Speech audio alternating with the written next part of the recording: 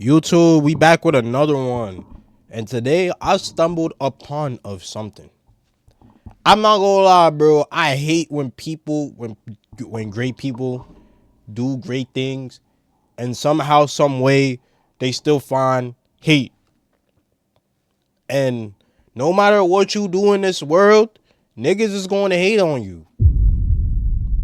And today, I say this because we are going to react to the dark side of Lebron James. LeBron James, in my opinion, he is the GOAT of basketball. He is the greatest of all time. Number one scorer, number one games played. Hey, he's a GOAT. He's the GOAT in my opinion. But for some reason,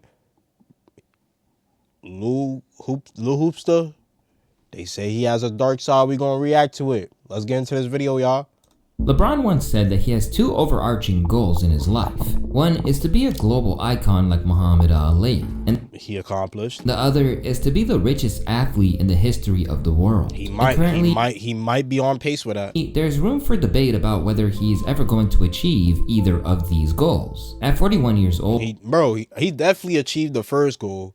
Second goal, I don't know, because Michael Jordan, I don't know if anybody catching Michael Jordan. LeBron remains one of the highest paid men in the sport, still breaking records on a regular basis, long after you'd assume that his time on top had elapsed. But funny enough, this tweet has resurfaced 10 years later, because take a listen of what LeBron said to Luka before his Lakers debut. Luka, be yourself. Don't fit in. Now, be yourself. Here we go. Dominate. 1, 2, 3. Dominate. The complete opposite of what he said to Kevin Love in 2015. And even Kevin Love responded on his Instagram. Punching the air right now, just my thoughts. Hashtag 10 years later, still a hater. Hashtag hurt my feelings. But it's not been achieved without a lot of controversy. And as far as being universally revered around the world in the way that boxer and civil rights activist Muhammad Ali was, that's increasingly looking like it's never going to happen. Because in spite of all of his many accomplishments and the fact that some even argue that he might be the GOAT, there's something always lurking around the corner to bring him down a peg.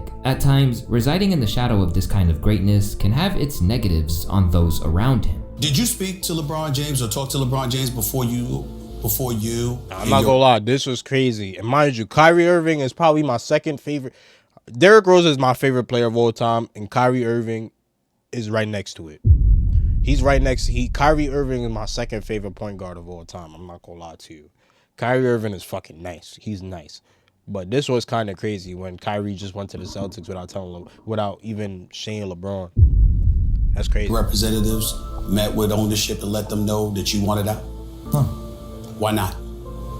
Why would I have to? While some of his own decision making has led to people turning their back on someone who strives to be a role model, but perhaps falls short from time to time.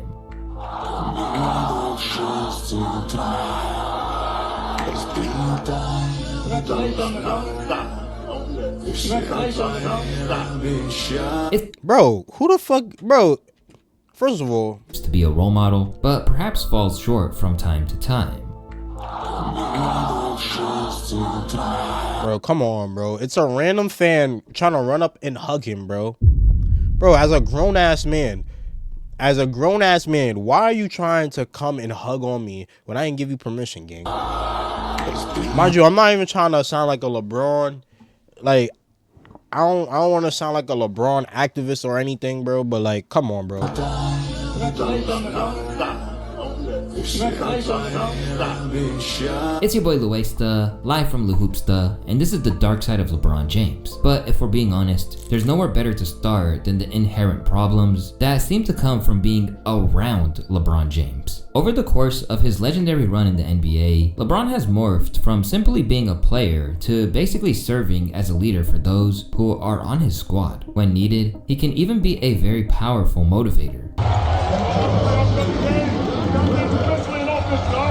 Luka, be yourself. Don't fit in. Now, be yourself. Here we go. dominate. 1, 2, 3, dominate. But standing side to side with him isn't a straightforward place to be. In fact, it shines an obscene light on your every move. Not to mention that LeBron doesn't always help matters. Of course, some people that have played alongside him can innately handle the scrutiny. Honestly, it's a gift and a curse with playing with Bron. Like I love Bron to death, and I love playing on this team because for me, I feel like I thrive more under the pressure. But a lot of guys don't like it because it's like, bro, don't get me wrong. Like, yes, he had 40, 15, 9, and 8, but he missed a free throw too.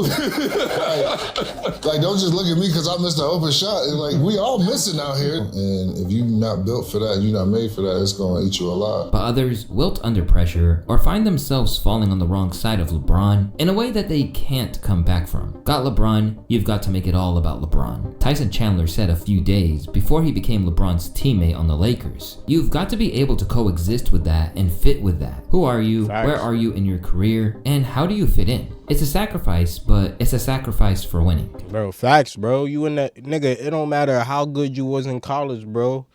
If you playing with a superstar like LeBron James, Luka, Shea, Jokic, gang, if you playing with a superstar with that caliber, you gotta know where you fit in, bro. Not everybody could be the star, bro. Not everybody. There's players right now that became an all-star being the second player. Jamal Murray. Who else?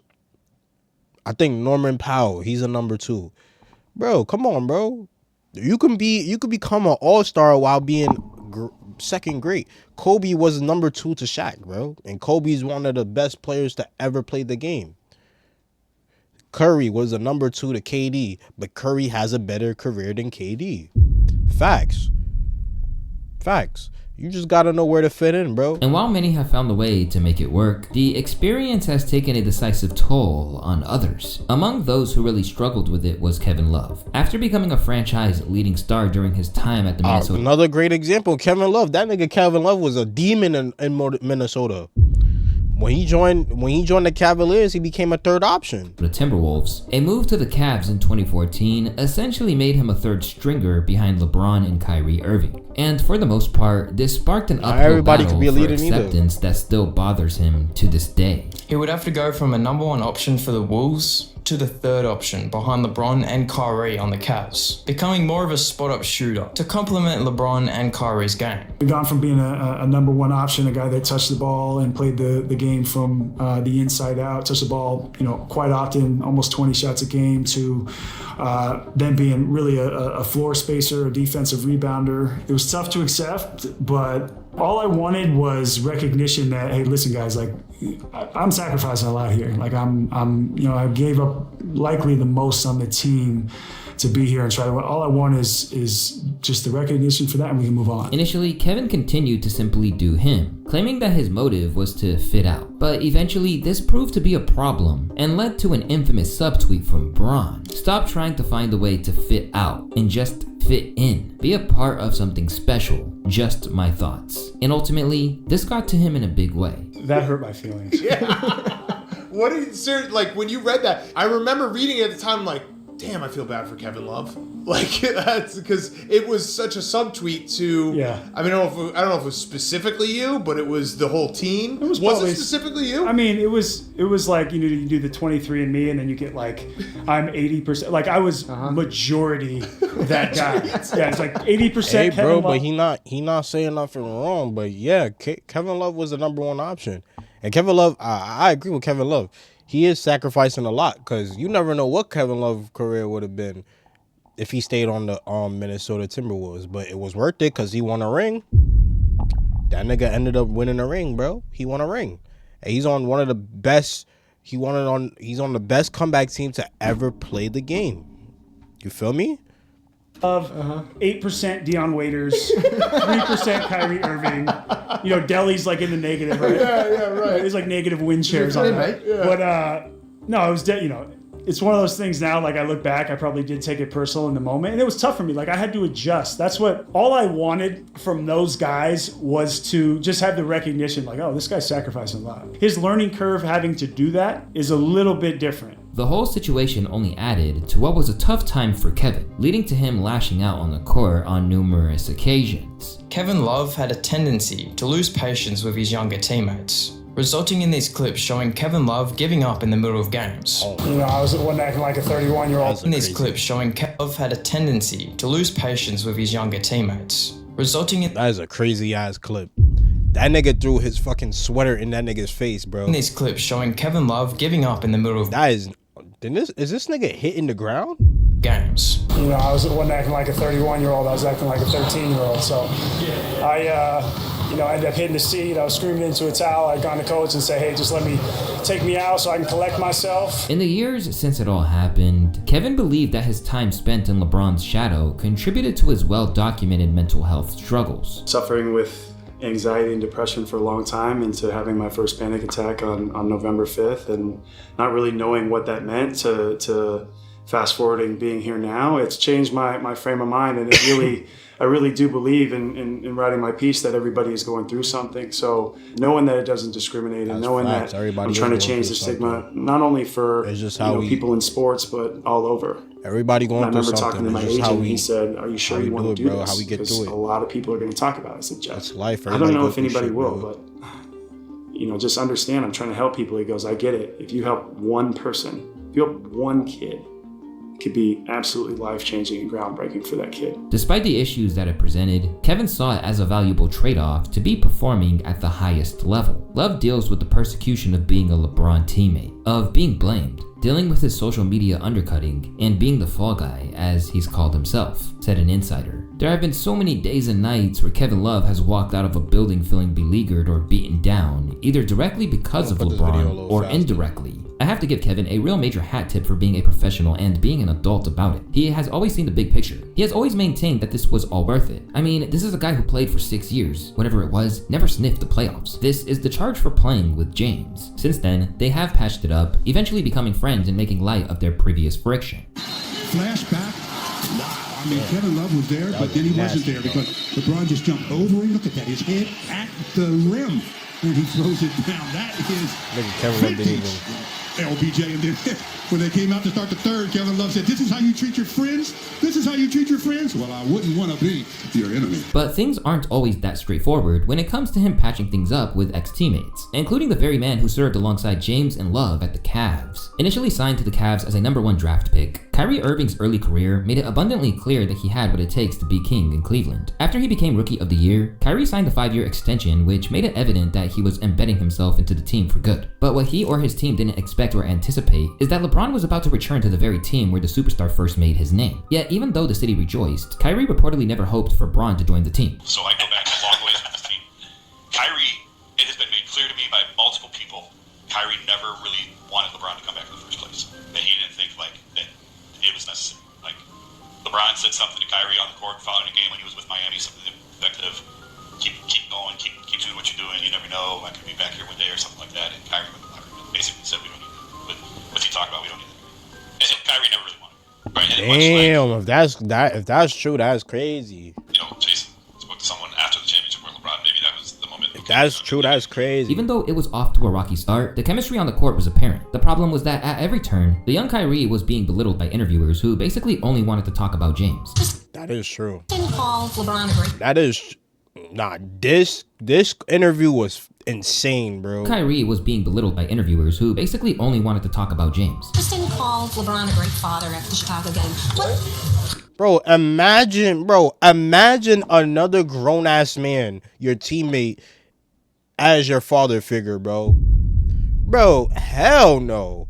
Bro, I don't care how old you are. If you are my teammate, if we have the same job occupation, you are not my father, bro. I have one dad. Everybody has one dad, bro. You are not my father, my nigga. Gang, that's one of the dumbest questions I ever heard an interviewer say, bro. Yes, he did. Great father. Oh, great father. Oh, I thought I interpreted that completely wrong. Okay. I thought you said he was a great father to him. I was like, what? Called him a great father. So what type of parental role has he played for you and your teammates? Oh, okay. So you, parental role? Honestly, I'm you know, he's. I don't know how to really answer that question. Bro, Ultimately, the duo helped Cavs win the finals in 2016, but the success. Bro, what parental role? These are grown ass men, bro. All of them are grown ass men with kids, bro. Most of them have kids. If not all, most of them have kids. These are grown ass men talking about. And she had the nerve to say, "What parental role, bro? LeBron is nobody's daddy."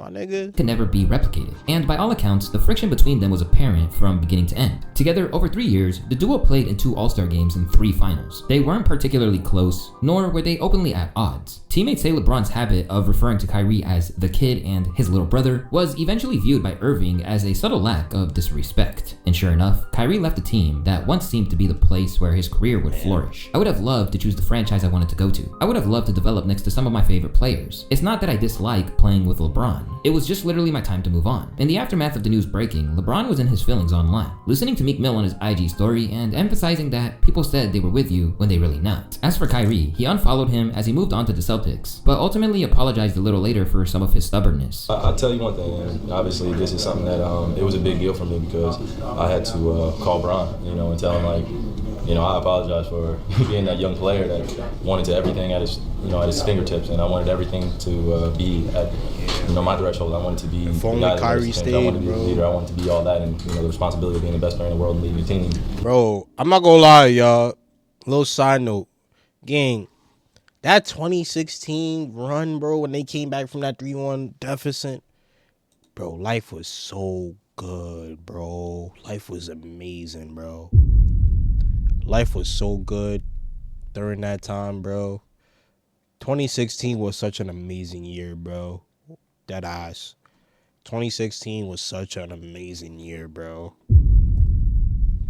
Such an amazing year, bro. It was so great. It's something that's not meant for many people. And Bron was one of those guys that came to Cleveland and tried to really show us what it's like to win a championship. And it was hard for him. And sometimes getting the most out of the group, it's not the easiest thing in the world. And like I said, only few are meant for it or chosen for it. And, you know, I feel like the best person to call was him because, you know, he's been in the situation, you know, he's been there with me where I've been the young guy of, you know, being a 22-year-old kid and, you know, wanting everything right now, you know, coming off an all-star year starting and then, you know, this heck of a presence comes back and now I got to adjust my game to this guy. But while other basketball players came to Irving's side during his anti-Semitic rants and demanded that he be reinstated to the league, it appeared that the I Stand With Kyrie hashtag wasn't something that he seemed eager to fall in line with. I don't condone any hate to any kind, to any race, to Jewish communities, to black communities, to Asian communities. You guys know where I stand, and it's part of the reason why I didn't air the shop episode, why we kicked that, you know, out of the archives, because there was hate conversation going on there, and I don't represent that. You know, there's no place in this world for it, and nobody can benefit from that, and I believe, you know, what Kyrie did caused some harm to a lot of people. And instantly, that went down like a lead balloon with fans. You and your entire family are the biggest puppets of the industry. But when the pressure mounted, LeBron backed down and claimed that he did in fact support Kyrie. I told you guys that I don't believe in sharing hurtful information, and I'll continue to be that way, but Kyrie apologized and he should be able to play. That's what I think. It's that simple. James said in a tweet, helped him learn, but he should be playing. What he's asked to do to get back on the floor, I think is excessive in my opinion. He's not the person that's being portrayed of him. Anyways, back to my rehab session. In the eyes of his— I'm not gonna lie, they was dragging it. When that nigga Kyrie didn't want to take the vaccine, bro, they was throwing fucking forks at that nigga. Bro, they had this nigga going through hell to even get. He still didn't take. This is why I love Kyrie, bro. He still ain't take the vaccine to this day, bro. He stood his ground, bro. I fuck with Kyrie for that. Critics. This flip-flopping proved that he valued preserving his own brand relationships more than those with his players. And trust me, I'll be back to that later. As for Kyrie, as always, he refused to play politics and has unveiled his true feelings. So where others would feel a little skittish about saying anything negative about the King, Kyrie implied that KD was the best player he'd ever been on a team with, rather than LeBron himself. The 7-11 duo of me and KD will never be topped in terms of just being on the court with somebody that special, right? So let me get that disclaimer out, all right? Let me get that disclaimer. I played with a lot of great players, but playing with KD, it was OD. All right? He's one of the best of all time.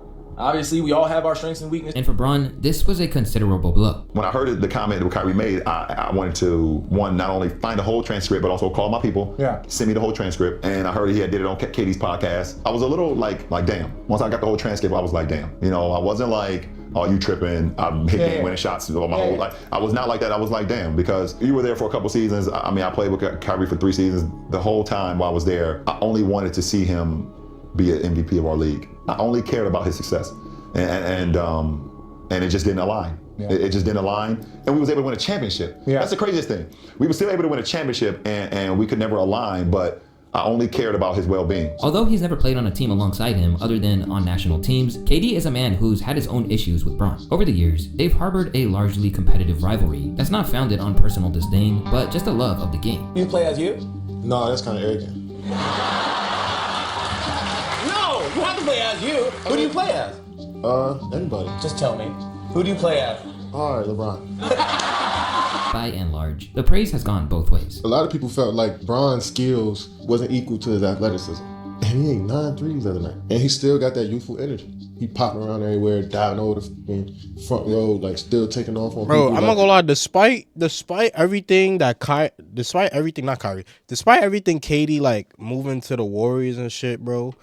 If KD never went to, I don't know why I keep saying Kyrie. If KD never went to the Warriors, I feel like his legacy would be so much respected, bro. But I'm not gonna lie, KD is really up there when it comes to personalities. KD's a funny ass dude, bro. And I'm not gonna lie, he's gonna be one of them players I miss when he retires, bro. It's getting to that point where a lot of players is gonna start to retire, bro. The era is coming to an end. It's inspiring to see. As a competitor, it's like, man, fuck that, I can't. But then it's like, damn, he's in year 20. Yeah. He's 38 years old. He goes through so much off the floor. As just a man in general, family, got so many responsibilities. Still love the game. Still getting up, playing back-to-backs and shit. Still playing 40 minutes. He's like, man, salute to that. But there have been issues on KD's end when it comes to the energy that surrounds him. Because in Durant's opinion, the cult atmosphere isn't good for the sport or anyone else. So much hype comes from being around LeBron from other people, Durant said. He has so many fanboys in the media. Even the beat writers just fawn for him. I'm like, we're playing basketball here. It's not even about basketball at certain points. So I get why anyone wouldn't want to be in that environment because it's toxic, especially when the attention is bullshit, attention, fluff. It's not LeBron's fault at all. It's just the fact that so many groupies in the media that love to hang on every word. Just get out of the way and let us play basketball. And to no one's surprise, James was angered by it, but it ultimately didn't drive a wedge between them. He called the media environment around you, quote, toxic. I was a little pissed off when I first heard it. I was pissed, my family was pissed, my friends was pissed. You know, I don't feel like it's ever been toxic. Toxic is like you don't want to be around that. Got a phone call from KD. We talked about it, and you know, as a man, I don't hold on to things too long. I'm too happy in my life right now. He apologized on how it came out, and I said, all right, we move on from there. The reason this is interesting is because while KD was an outsider and believed that the issue was the people in his vicinity, one of his former teammates believed that the issue was LeBron himself. When Russell Westbrook was scheduled to join the Lakers, they once again had the prospect of a super team. Signed to a $47 million deal, LeBron initially took on challenges. Oh man, the fucking the Westbrook era in fucking LA, Jesus Christ, bro. Mid claims that they weren't going to live up to expectations. Keep talking about my squad, Christ. The personal ages, the way he plays, he stays injured, we're past our prime in this league, etc, etc. Do me one favor, please, and I mean please, keep that same energy. But unfortunately, that's exactly what happened and the team faltered, with Westbrook playing the worst basketball of his entire career. After just 2 seasons, he promptly left the team, and in his exit interview, he suggested that things weren't ever set up for him to succeed. I would say this, when I first got here, and just being a person that unfortunately people create narratives of me and who I am and what I do and what I believe in that are just not true, I'm always having to prove myself again year after year after year, which to me is fair and really no reason to do that. So when I first got here, I just felt like I never was given a fair chance just to be who I needed to be able to help this team. From top to bottom, just every aspect. What I bring to an organization is not just basketball. I am well faceted in different aspects of my life, whether it's the community, whether it's the leadership, whether it's different things of helping other teammates and people and creating friendships and relationships. Bro. Because that's the bigger goal. Because basketball is a short time in your life, and you have the ability to create friendships and relationships in that time. But when you have to try to prove to people or try to let people take this perception of who they think of me, it kind of takes you coming in, and good luck, you know? I just felt like I never had a fair chance on the basketball front or any front. And by the time he ventured off to the Clippers, he strongly implied that he was thrilled to be away from it all. Well, long list, but we don't got enough time for that today. But honestly, man, I think I'm just, and I know I reiterate this, but I'm very grateful for an opportunity and a team that wanted me during a tough time, just overall for myself and basketball-wise, being able to come to a spot where I was embraced and so welcoming. Russ initially kept things vague, not naming exactly who or what had gotten under his skin. But Yaron Weitzman's book, A Hollywood Ending, The Dreams and Drama of the LeBron Lakers, paints a pretty revealing picture of how Westbrook truly felt about his superstar teammate. According to the book, Westbrook grew frustrated with what he saw as LeBron's two-faced behavior. Behind closed doors, LeBron was quietly pushing for a reunion with Kyrie Irving, a move that would have required trading Westbrook, while publicly denying any such interest. He'd tell interviewers, let Russ be Russ, but that support never translated to anything real behind the scenes. One moment that apparently struck with Westbrook came during a team event where Will Smith was brought in to speak. LeBron and Anthony Davis slipped out just before he arrived, only to return minutes later, acting as if nothing happened, with LeBron promptly taking over the room, peppering Smith with questions and reciting movie lines. Amazingly, it didn't even stop there, with various issues that had nothing to do with the team, and relating specifically to James as a person also came up. Westbrook saw multiple examples of LeBron misrepresenting himself, like claiming that The Godfather was his favorite movie, but not knowing a single line, carrying the autobiography of Malcolm X in interviews without being able to discuss it, and even saying he predicted Kobe's 81-point game. These moments made Russ view LeBron as inauthentic. And in hindsight, it's no surprise that Westbrook was in his feelings, considering James really did appear to be openly annoyed when Russ wasn't traded to bring Kyrie to LA. Well, definitely disappointing. I can't sit here and say I'm not disappointed on not being able to land such a talent, but someone that I had great chemistry with, and know I got great chemistry with on the floor, that can help you win, championships. In my mind, in my eyes. But my focus has shifted now. My focus has shifted back to where it should be, and that's his club now, and what we have in the locker room. That's a quick pivot, LeBron. It's a quick pivot. Quick pivot. It don't take me long. It don't take me long. I don't get too excited about the possibilities of things that can be. I kind of envision myself on what it can, but I don't invest it all the way until I know it's happening. And when it does not happen, I'm back locked in on the job at hand. So, we had an opportunity out there. Our names was out there. The Lakers' name was out there. We had an opportunity. Didn't happen. We move on and we finish the season strong. Try to get a bid into the postseason where I feel if we go in healthy, we compete with anybody. And speaking of trades, there are people who believe that Russ certainly isn't the only teammate to be thrown under the bus by Bron. After years of playing in tandem and finding a great deal of success, LeBron reportedly had no idea of the abrupt Anthony Davis trade to Dallas that made way for Luka Doncic. Did the craziest trade ever in NBA history, bro. The craziest fucking trade. Dudes just trade me? Davis wrote in a group chat. This shit, bro, that I know the fucking Mavericks organization is gonna hate that nigga. What's that nigga name again? Before wishing his now former teammates luck in leaving the group. In response, LeBron replied simply, what the bro, what's that? And denied all knowledge. Bro, what's that nigga name again? I was out. I was out with my family at dinner and got the news, and first time I heard it, I thought it was for sure fake. I thought it was a hoax. Or whatever.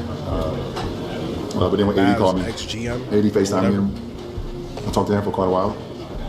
And even when I got the phone with him, it still didn't seem real. And it still pretty much didn't seem real until I saw Luka today. And then I saw a clip of AD at the Dallas shoot-around. But no matter what LeBron said in front of the camera, there was still an undercurrent of feeling that he knew precisely what was happening. It made them agree with Westbrook's assessment of the star. Russ is right. Dude's a phony and always has been. Great player, great talent. He's a fake. As it turned out, this skepticism wasn't limited to outsiders either, as AD certainly had his own reservations too. When it happened, I honestly didn't know shit, Davis recalled. He's been my running teammate for 6 years, so the first thing I wanted to do was call him. Obviously, I know there was going to be a lot of political things in the front office when they talk to me. The front office has to do what it has to do, and obviously they're going to do what's best for the organization. So I don't know if I ever got the real about any of it. I don't know what's true or what's not, coming from upstairs. So I'm gonna go to my counterpart who I've been running with and see what's going on, get his reaction, and that's all it was. We had a conversation, and that was it. Everybody's saying nobody knew and all this other shit. I just don't believe it. But hey man, I'm past that. I'm ready to move forward with Dallas. Try to get a championship there with these guys. First off, getting back on the floor and getting ready to compete. All the emotions, that shit lasted that night when it was just a shock. And while Davis isn't exactly saying that he's officially pointing the finger at Bron, those with grievances see it as pretty much a sign of how he's rolled his entire career. Only reason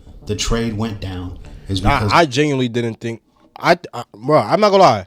When other trades happen in LeBron's career, I know LeBron has something to do with it.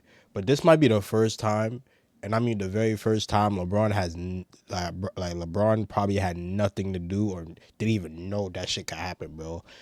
Like that shit, the Luka and AD trade dead ass happened like 3 a.m. in the morning, bro. LeBron approved it. There's no way in hell the Lakers would trade Anthony Davis without LeBron's knowledge and without his approval. Like Olympic Being illustrated, dude has been basically playing 2K with his career, moving around the league, trying to play with all the max rating players to win easy championships, cheating the game about as bad as you can do it. 2K Bron. To his haters, LeBron is a man who is calculated to a fault, tailoring his public image alongside a team of PR heavy hitters. This is headed up by none other than Clutch Sports, the Rich Paul-led agency of whom Bron was one of his first clients. In fact, long before he was managing his career, Rich was just Bron's friend who was handed a golden opportunity. Naturally, this is where his ultimate loyalty lies. But when discussing the job of managing a billionaire athlete, Rich has claimed that having the biggest player in the sport on his roster is a gift and a curse. It's more challenging, at least for me. Now, when they have it, or have him, or if you got this person, it's a different dynamic. You can use your client list and it's to your benefit. It's to your benefit. But when it's me and it's my client list, or I got the stars, it's a detriment that comes with that. People don't understand. It's like, oh, you had LeBron, it should be easy. No, it's actually harder. You know why it's harder? Because we come from a place where there can only be one king. Our environment teaches us to always be competitive. There's no collaboration. There's no communication.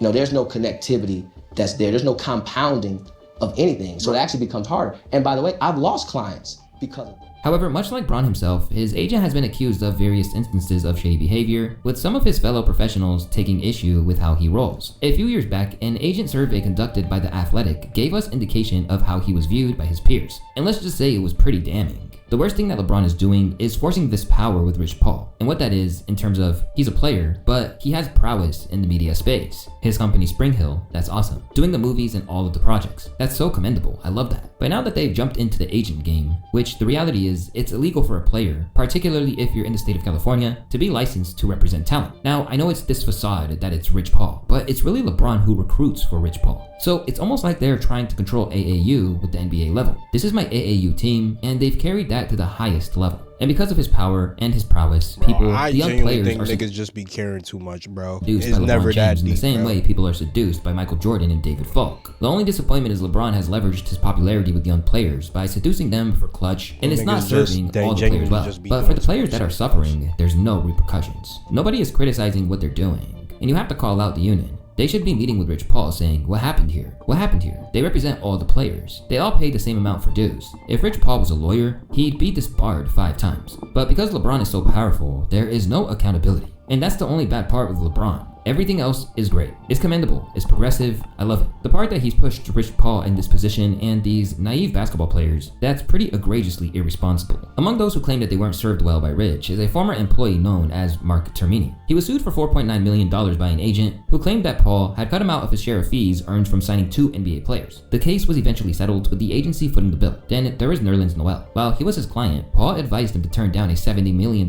contract extension with the Dallas Mavericks to sign a 1-year, $4 million deal. And in hindsight, he obviously realized that this wasn't a good move at all. Or being an agent or any of these things to understand whether or not this is something that you can actually sue for. However, it does look bad for Rich Paul that it got to this point. And the big question you always have to ask yourself when you have an agent is, how important am I to him? Because he can't treat everybody the same. The care and to detail that he gives LeBron James, he's not going to be able to give to a dude like Nerlens Noel. I just feel bad for him because literally nothing in his career has gone the way that it was supposed to, and he's actually a pretty good player. And by January 2023, the thing was settled. At this rate, it's no surprise that Rich basically feels untouchable, moving in ways that other agents wouldn't dare. Rich Paul is a power broker. Rich Paul goes on a podcast over the weekend and says the Lakers should trade Austin Reeves and says, send that guy to Memphis and get this player, that player, etc. And then he goes on another podcast and says Dallas should trade my client Anthony Davis right now. And Davis, of course, is out with another injury for another 6 weeks with his hand injury and has refused to have surgery. I have never seen, and I inquired with somebody that covers the NBA, I've never seen agents conduct business in public like this. He has no right, and it's a violation of the Code of Ethics of Agents. It's written there in the union handbook. He has no right to talk about players represented by other agents. But this might not be the best tactic considering that there is some drama swirling around Rich and LeBron due to the recent gambling scandal. It all started when the mob was accused of paying Chauncey Billups and Damon Jones to act as face guards to attract high rollers to big money poker games. Chauncey Billups, according to federal prosecutors,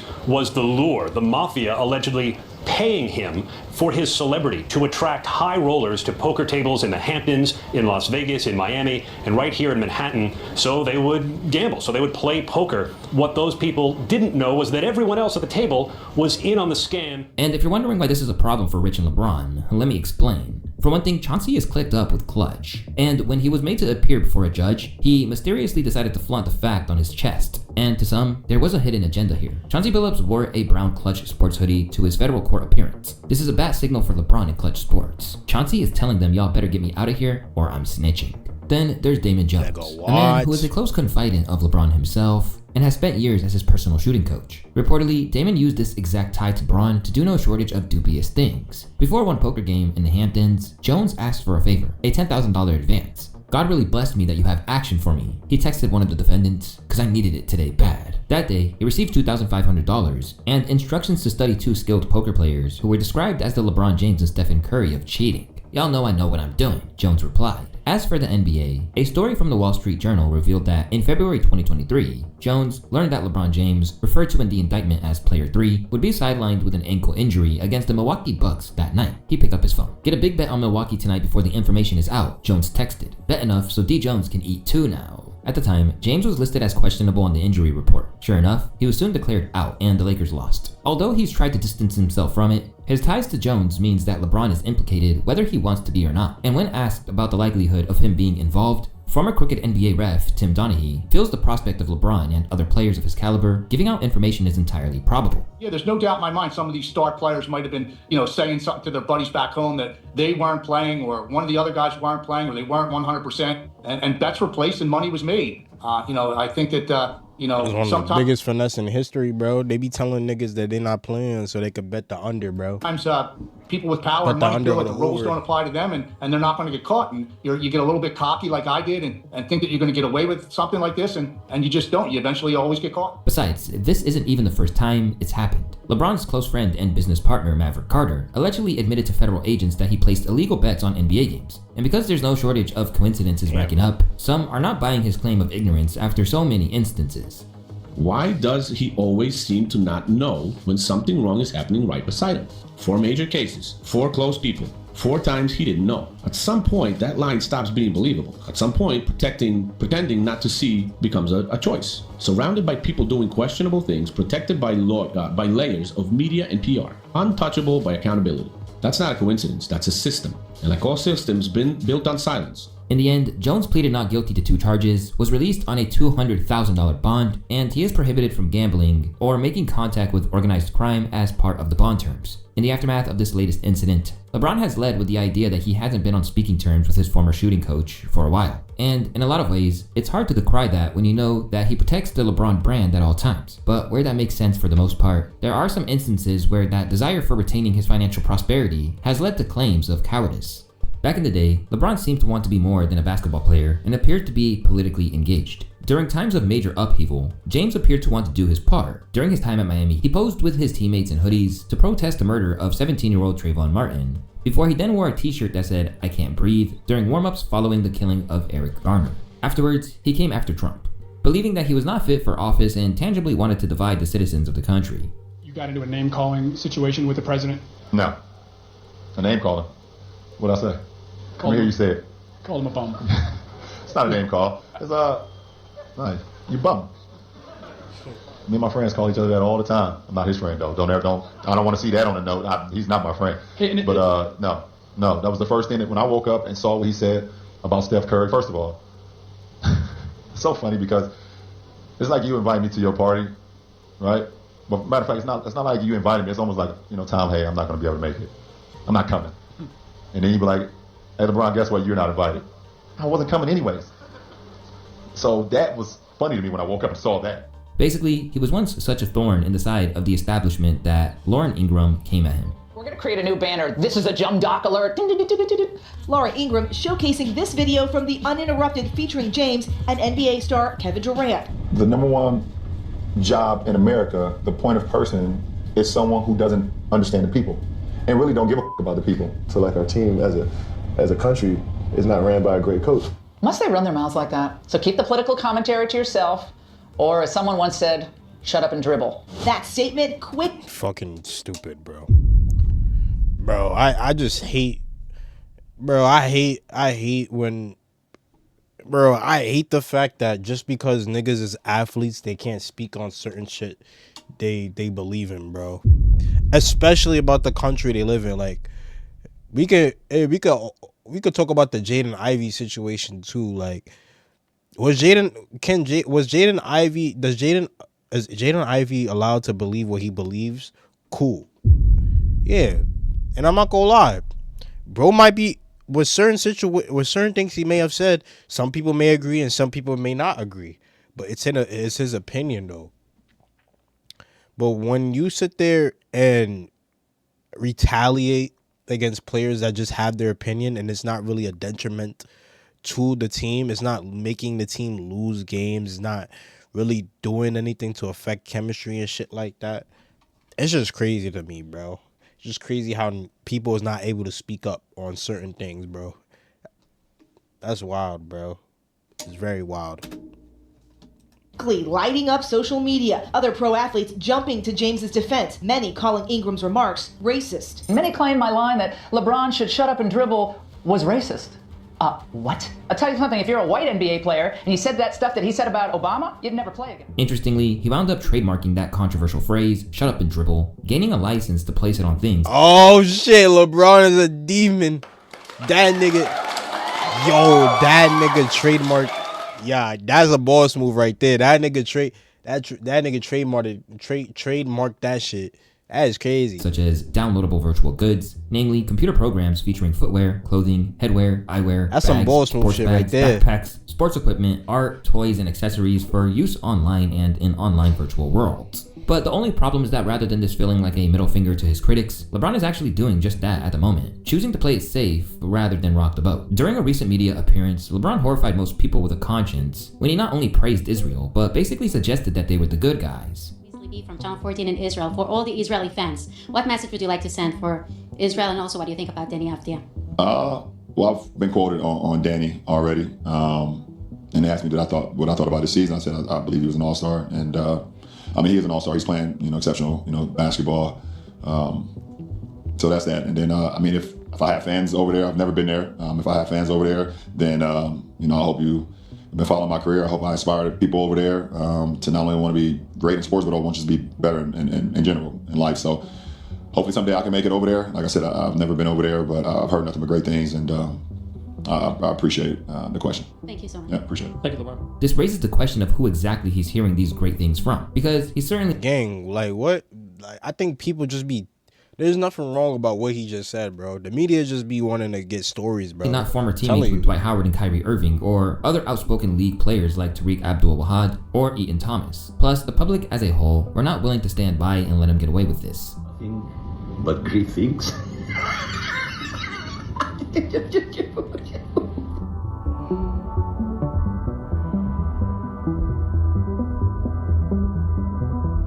What the fuck?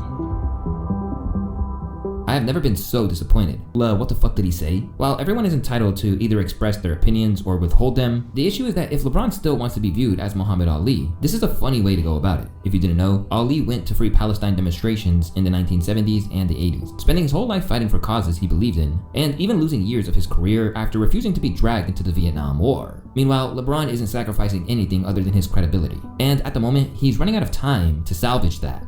When he gonna start showing his age? Like 4 years ago. Can you show the video of LeBron again? Don't they look like that meme they put the cigarette in his mouth? That's Miami Bron. He got the thin neck. Someone called the Ozempic neck. At some point, you gonna start the season and then not play for 20 games and come back. You better not come out there dunking. I don't want to see no dunks. So when people say, is he declining? We was in a league where when he jumped, his chin was over the rim. Over the rim. Now, you see this. It looked good for them because they don't remember the guy who was sitting here looking at the rim. Now we see him on the fast break. We can see, yeah, he's slow, right? He used to be 110 speed out of 100. Now he probably, 91, 92. Now in his 23rd season, that's LeBron still crazy for a 41-year-old on building his legacy. In fact, Fox Sports' Rick Boucher believes that he's only still around in an effort to try and pad the stats. LeBron James has stayed in games to achieve some sort of statistical mark so routinely now that we're almost numb to it. The latest being the oldest player to ever achieve a triple-double. Can't remember who they were playing. I just know that the game was out of hand. There was no reason for him to be on the floor. I believe Austin... Niggas deadass just be hating, bro. Like, I don't understand. Niggas deadass just be hating, son. Gang, just because y'all can't play the game at 41 years old, and LeBron's not the only person playing the game. LeBron's not the only person with longevity. KD has been playing for almost 20 seasons, or if not, he has been. Chris Paul played for 20 seasons, and KD's still playing good basketball too. So why is niggas just hating, son? This is what I just don't get it. Niggas just like to hate. That hating that shit don't get you nowhere, son. It don't. Cause there's so many players still playing at a high level and been playing in the league for so many years, bro. Austin Reeves ended up grabbing 2 rebounds that LeBron wanted. But while that seems pretty harsh, the big issue that LeBron seems to be facing at the moment is overexposure. After being in the spotlight for over 20 years, it's really no surprise that he's racked up enough dubious asterisks to his name to have people looking at him in a new, far more scathing light. But what we do know through time is that when it comes to stars in sport, we can't miss them until he's gone. Although not yet on his farewell tour, LeBron doesn't appear to be entirely sure where he goes from here. LeBron hasn't made a decision on whether he's going to continue to play. I think the feeling around LeBron James, around the league, is that he's going to go at least one more season, and a lot of how the Lakers season finishes will play a big factor into LeBron James' future, right? How does their season end? How does his season end? How's his health? How is he feeling mentally, emotionally, and all that? But did we see that dive that he had? But one thing that isn't being debated is if he's still an asset to any team. I think everyone around the NBA would expect. Nigga, what? Bro, LeBron is averaging. Hold on, because now niggas is dumb, bro. Let's look at LeBron's averages. Let's look at LeBron's averages, bro. LeBron's season stats. Let's look at his stats. 2025 to 2026. This nigga LeBron. 2025 to 2026. Bro, he's literally averaging. LeBron is literally averaging 27, 7.5, basically 27, 8 and 8, bro. Basically. And niggas just like, bro, that's what I'm saying. The dick riding shit, bro. The dick riding shit gotta stop. It's getting crazy out here, bro. This shit is getting crazy, bro. Him to be a supporting cast, high-level player that can on one night be a number 1 option, maybe another night he's number 2, and on this type of night, 27, 7 and 7, bro. Head As first, a 41-year-old man. To me, it shows awareness of where he is in his. Blessed with both incredible skills and a mental determination like few others, LeBron is no doubt going to go out with a bang. But ultimately, it's then and only then that LeBron, both as a man and a teammate and a player, can be properly evaluated, both for the darkness that's under the surface and the undeniable contributions he's made to the game he's dedicated his life to, making billions along the way. One thing's for sure, it's gonna be interesting to see how this season plays out. My name's Luesta, and I'll catch you on the next one. Peace. On the 8th of November, 2017, a Chinese daredevil W video, bro. W video. W fucking video. Hey, bro. We all gonna, as much as some niggas hate LeBron, as much people gonna love LeBron, we are going to miss LeBron when he eventually retires, bro. And it's sooner. It's coming sooner. So we are definitely going to miss LeBron when he retires, and we just gonna have a, man, I can't talk, but yeah, we gonna miss LeBron when he retires, and hey, stop the hate, bro.